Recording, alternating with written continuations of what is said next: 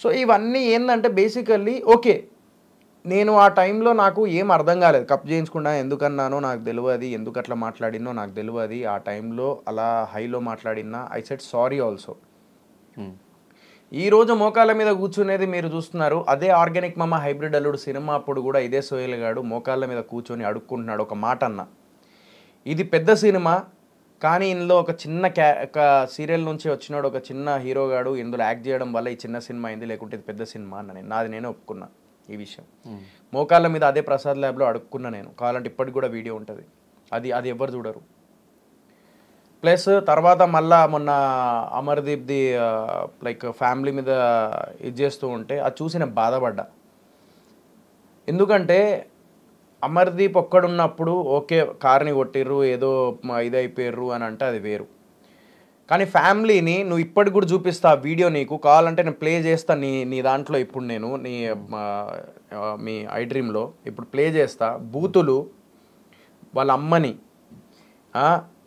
తిడుతూ వాళ్ళ వైఫ్ని తిడుతూ, సో ఇవన్నీ బూతులు ఎట్లున్నాయంటే ఆ బూతులు చేస్తూ కార్ మీద అటాక్ చేయడం. నువ్వే చెప్పు అంటే ఎట్లుంటుంది అది? దీనికి దానికి లింక్ ఏంటి అన్న కదా, దీనికి దానికి లింక్ ఏంటి అన్న కదా చెప్తా అదే కదా, దానికే కదా నేను ఆన్సర్ ఇచ్చినప్పుడు మొన్న. ఇప్పుడు ఇందులో కమెంట్స్ లో ఇప్పుడు కమెంట్స్ లో అవన్నీ అవే ఉన్నాయి, ఆ రీజన్ వచ్చింది ఇప్పుడు కమెంట్స్ లో.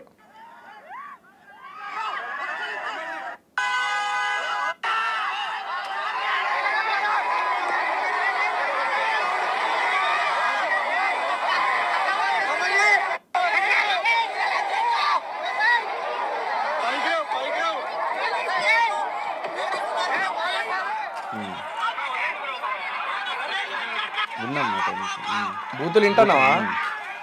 ఇందులో బూతులు ఉంటాయి.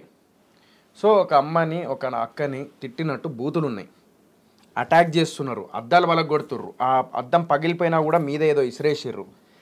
నాకు ఒకటి చెప్పు, ఇప్పుడు మన పేరెంట్స్తోని ఇప్పుడు మనం ఉన్నప్పుడు అంతమంది జనాలు ఉన్నారు, సరే సొసైటీ ఈరోజు ఇంతగానో మాట్లాడుతున్నారు కదా, ఇంతగానో మాట్లాడుతున్నారు కదా, ఈరోజు ఇంత నెగిటివ్ చేసి మాట్లాడుతున్నారే, అదే క్వశ్చన్ వేస్తున్నారే కింద.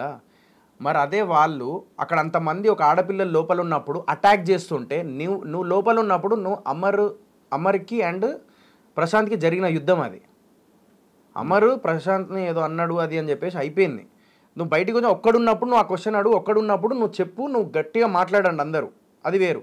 కానీ ఆడవాళ్ళ మీద అంతగానో కారులో ఉన్నప్పుడు అన్ని పడేస్తూ ఇది చేస్తూ ఉంటే, అంతెందుకు గీతూ కారు తీస్తూ ఉంటే అద్దాలు వాళ్ళకి కొట్టడాలు అవన్నీ చేసిరు కదా, మరి అదే సొసైటీ ఎందుకు ఆపలేదు? ఈరోజు అందరు వచ్చి ప్రతి ఒక్కరు మాట్లాడతారు, ప్రతి ఒక్కరు వచ్చి అరే నీకు నిన్ను దొక్కేస్తారు వాళ్ళు, ఇంతమంది జనాలు ఉన్నారు నిన్నేసి పడేసేటోళ్ళు అలా చేస్తుంటే అవన్నీ మాట్లాడతారు. నేను ఎందుకు ఆ మాట అన్నా? అంతమంది అటాక్ చేస్తున్నప్పుడు నువ్వు వెళ్ళి దిగి ఇప్పుడు నువ్వు అటాక్ చేస్తావా? కుమ్మెత్తరు దిగితే.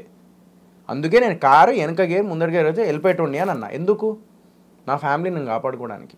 అదే సినిమాలో నా ఫ్యామిలీ సేఫ్ అని చెప్పేసి అనగానే విజిల్ వేస్తారు రా థియేటర్లో. ఫ్యామిలీ జోలికి వచ్చినప్పుడు విజిల్ వేస్తారు. ఖైదీ సినిమాలో, ఖైదీ కాదు మన కాకి సినిమాలో అదేంది మన కర్రే పట్టుకొని మన హీరో కార్తీ గారు ఒక రాజస్థాన్ ఏరియాలో వెళ్తే అందరు అటాక్ చేస్తారు. అటాక్ చేసి కర్రే పట్టుకొని విజిల్లు పడ్డాయి, అని చెప్పేసి విజిల్లు పడ్డాయి. అదే మిర్చి సినిమాలో ప్రభాస్ గారు నా ఫ్యామిలీ జోలికి వస్తుంటే అందరిని వేసి పడేస్తా అంటే ఈ విజిల్ వేసి నీ అమ్మ కుమ్మురా అది కుమ్మని అన్నా అది అని అన్నారు. మరి అదే మాట నేను అవును ఆ టైంలో నాకు అనిపించింది, నేను వెనక గేర్ ముందర గేర్ వేసుకొని పోతా అని చెప్పేసి నేను పోతారా గుద్దుకుంటా పోతారా మా అంటే వెనక గేర్ వేసే ముందర అందరు పక్క జరిగిపోతారు, ముందుకెళ్ళిపోతాం. So this is what I said. ఇవన్నీ దృష్టిలో పెట్టుకొని ఆడియో ఫంక్షన్లు అట్లనో ప్రీ రిలీజ్ ఈవెంట్ల తర్వాత ఇట్లా మాట్లాడినావు అది క్యాలిక్యులేట్ చేస్తున్నారే తప్ప నేను ఎందుకు చెప్పాను అని చెప్పి క్యాలిక్యులేట్ చేసుకోలేదు. సరే నేను కామ్గా కూర్చోవచ్చు ధనుష్, నా జోలికి రాలేదు, నేను కామ్గా కూర్చోవచ్చు. కానీ నేను ఎందుకు చెప్పినంటే అది తప్పు. ఎందుకంటే వాళ్ళ మంచితనాన్ని ఆ టైంలో వాళ్ళు ఎక్కువ రియాక్ట్ అవ్వలేదు, దాని తర్వాత కూడా రియాక్ట్ ఆ మంచితనాన్ని మీరు ఇది చేసుకోకండి అని చెప్పి చెప్పిన.